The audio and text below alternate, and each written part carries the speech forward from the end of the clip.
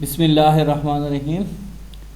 Lecture number 8, purpose and context of professional code of conduct, जो आज के lecture में हमने डिस्कस करना है। और आज के लेक्चर के जो हमारे पास कंटेंट है, लर्निंग ऑब्जेक्टिव है। First one, purpose and context of code of professional conduct. उसके बाद apply the AICPA code rules and interpretations on independence and explain there importance, कि उसके ऊपर जो है इंडिपेंडेंस के ऊपर जो कोड रूल जो हैं वो इंटरप्रेट कर दिए गए हैं और उसको उसकी इम्पोर्टेंस क्या है उसको भी एक्सप्लेन करना है। तो सबसे पहले जो फर्स्ट ऑब्जेक्टिव है वो है purpose and context of code of professional conduct. इसके बारे में बात करते हैं कि ये क्या है। तो देखें, सबसे पहले कोड ऑफ प्रोफेशनल कंडक्ट है हमारे पास।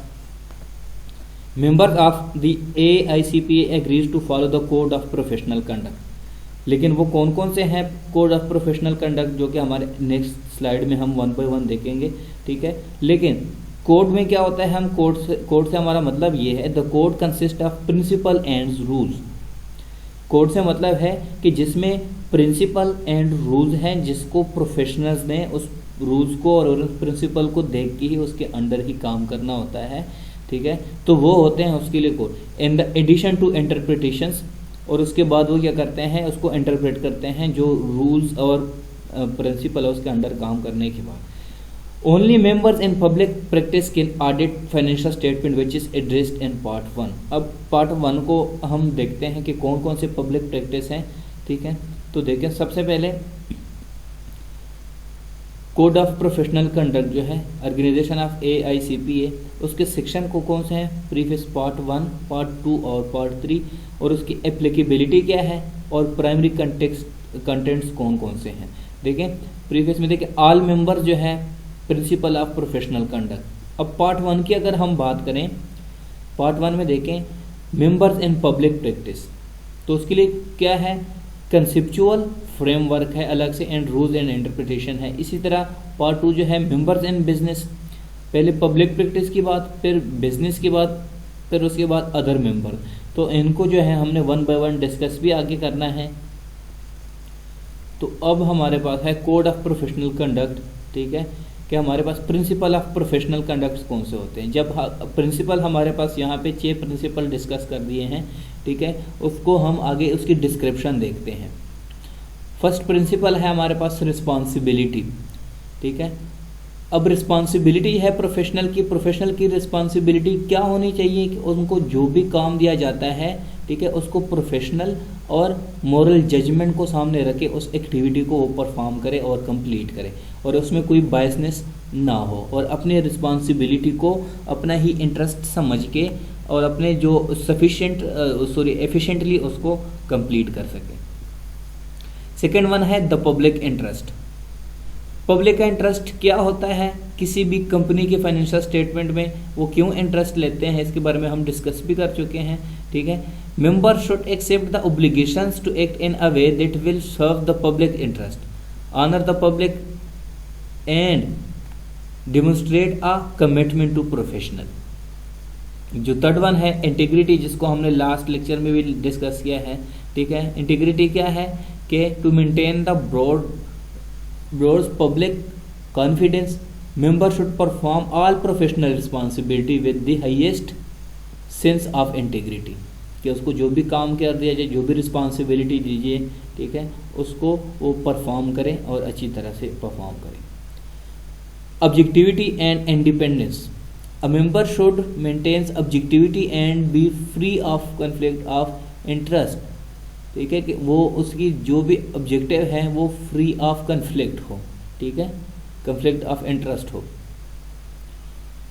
और उसके अलावा जो मेंबर है पब्लिक का वो क्या होना चाहिए, वो इंडिपेंडेंट होना चाहिए जब भी वो ऑडिट करता है, ठीक है, या अटेस्टेशन सर्विसेज हो। उसके बाद हम बात करते हैं ड्यू केयर की। केयर और स्कोप एंड नेचर के बारे में हमने पिछले में भी डिस्कस किया, इसको भी थोड़ा अब यहाँ पे रीड करते हैं। A member should observe the professionals ethical and unethical standard, जो टेक्निकल या एथिकल स्टैंडर्ड होते हैं उसको ऑब्जर्व करें, ठीक है। और स्कोप एंड नेचर में अगर हम बात करें कि पब्लिक को जो है उसकी क्या स्कोप होती है ऑडिट की, A member of public practice should observe the principle of the code of professional conduct in determining the scope of nature services to be provided, क्योंकि वो जो है सर्विसेज प्रोवाइड करते हैं, ठीक है, तो उसको जो है प्रोफेशनल कोड ऑफ कंडक्ट को जो है उसको ऑब्जर्व करके फिर उसके अंडर ही काम करना चाहिए।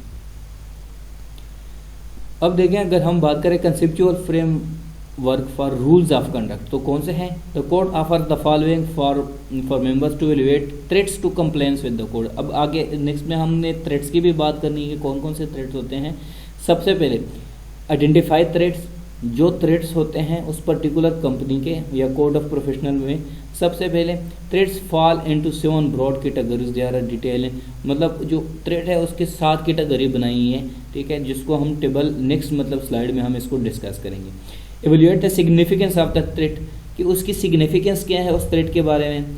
Identify and apply safe guard, जो थ्रेट है उसको हम कैसे रिड्यूस कर सकते हैं, ठीक है, तो हमारे पास कौन कौन से ऐसे रूल्स हैं जिसको हम अपने जो थ्रेट को है वो रिड्यूस कर सकें। Safeguard fall into 3 broad categories, जो उसको कैसे हम रिड्यूस कर सकते हैं। Safeguard created by the professions legislation और रेगुलेशन, जो प्रोफेशन लेजिस्लेशन या रेगुलेशन है जो भी उसके लिए प्रोटेक्टिव जो डिसीजन लिए हैं वो सबसे पहले safe guard implemented by the clients या फिर इम्प्लीमेंटेड बाय द फर्म्स, जो इन तीनों के जो है डिफरेंट सेफ गार्ड है या फिर उनको इम्प्लीमेंट करें। अब सबसे पहले हम बात कर रहे हैं जो थ्रेट्स हैं हमारे पास कौन कौन से होते हैं, ठीक है, जो 7 किस्म की उसकी कैटेगरी बनाई है उसको डिस्कस करते हैं।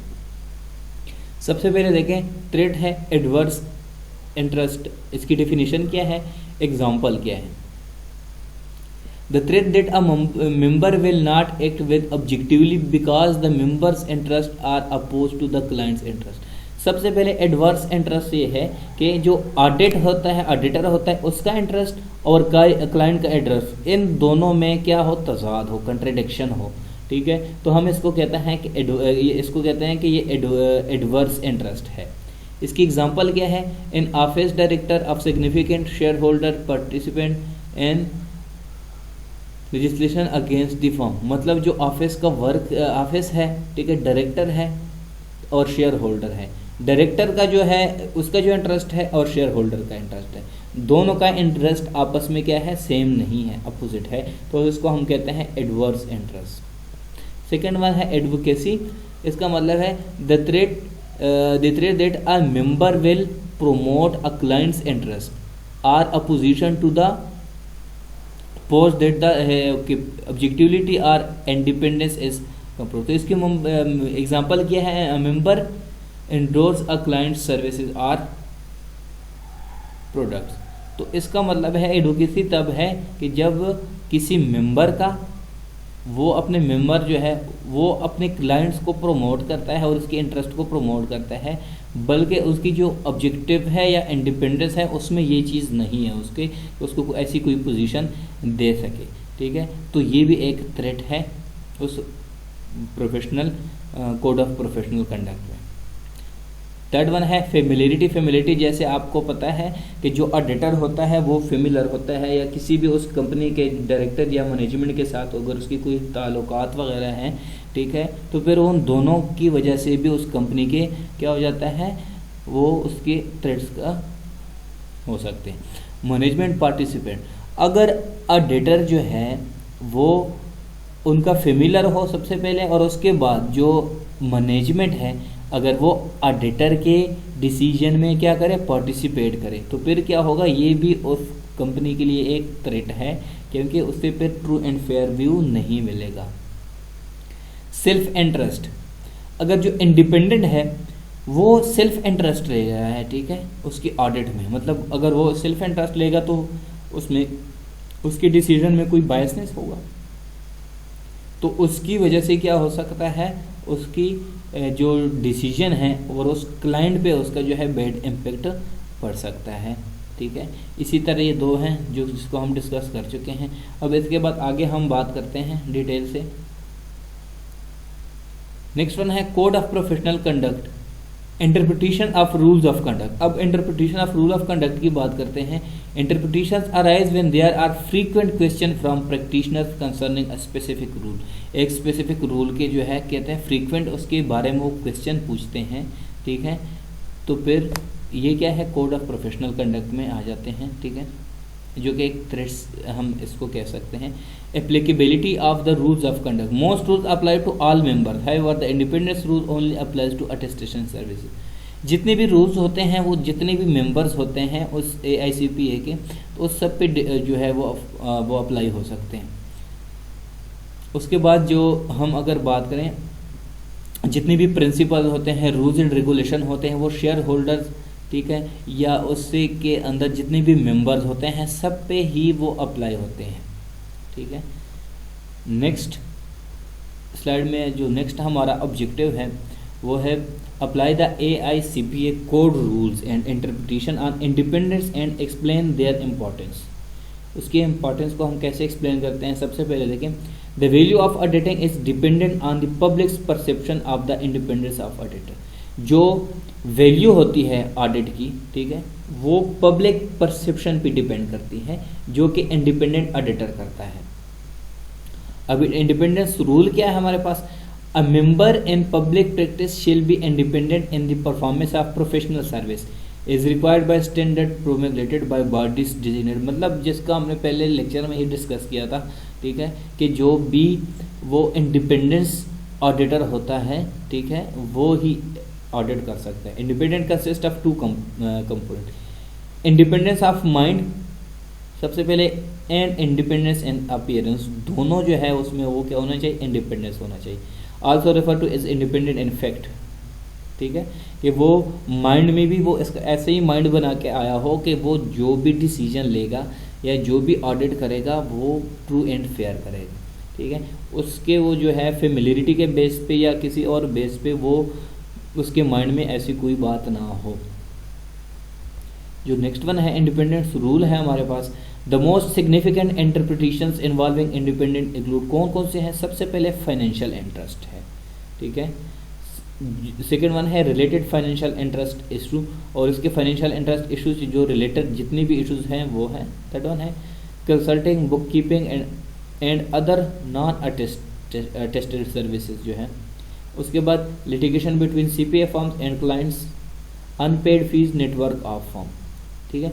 तो ये डिफरेंट रूल्स हैं, ठीक है, जिसको हम आगे डिस्कस करेंगे one by one.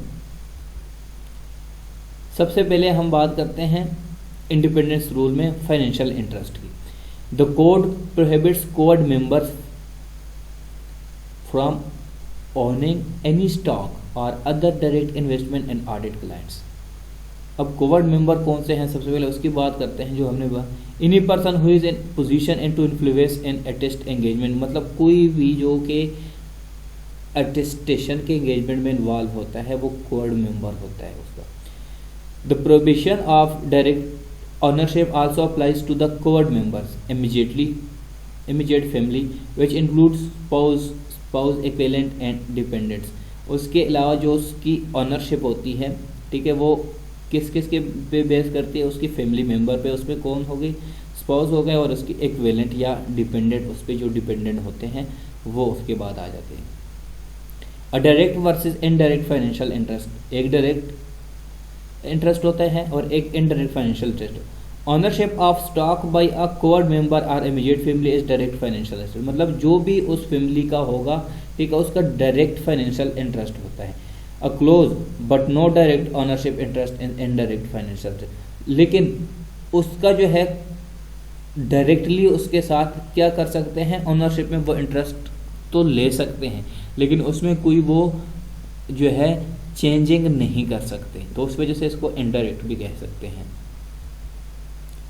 Financial interest की अगर हम बात करें, मटेरियल और immaterial, any direct ownership interest is prohibited, जो डायरेक्ट ऑनरशिप है उससे मना करते हैं। रिगार्डलेस ऑफ मटेरियलिटी, मटेरियलिटी से क्या इफेक्ट होता है, materiality affects only whether ownership is a violation of independence for indirect ownership, कि मटेरियलिटी जो है क्या उसकी जो ऑनरशिप है वो वायलेट तो नहीं हो रही इंडिपेंडेंस फॉर इनडायरेक्ट ऑनरशिप उसकी वजह से।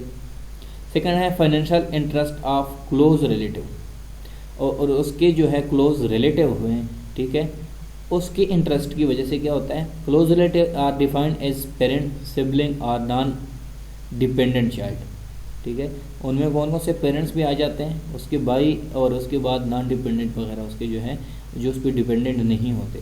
Ownership by a close relative is usually not a violation of independence unless the ownership is material to the relative or enable the relative to exercise significant influence over the artist client, जो कि हम दूसरे lecture में भी इसको discuss किया था अपने लेक्चर नंबर 2 में।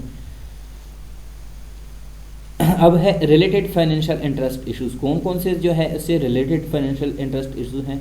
Any of these relation between a CPA and the clients could affect independence, loans other than normal lending procedure, ठीक है, ये एक हो गया फाइनेंशियल इंटरेस्ट इशू, ये हो गया, ठीक है, मतलब लोन के issue. Employment of immediate and close family member, उसके अलावा जो क्लोज फैमिली मेम्बर है उसको जो है अपने काम में रखें। Joint closely head investment with clients, या फिर क्लाइंट्स को जो है वो अपनी इन्वेस्टमेंट का हिस्सा बनाएं, ठीक है। डायरेक्टर ऑफिसर मैनेजमेंट और एम्प्लॉयमेंट ऑफ अ कंपनी, इसके अलावा जो है ये भी एक जो है फाइनेंशियल इंटरेस्ट इश्यूज हो सकते हैं जो कि अपनी फाइनेंस में इसको इंक्लूड करते हैं।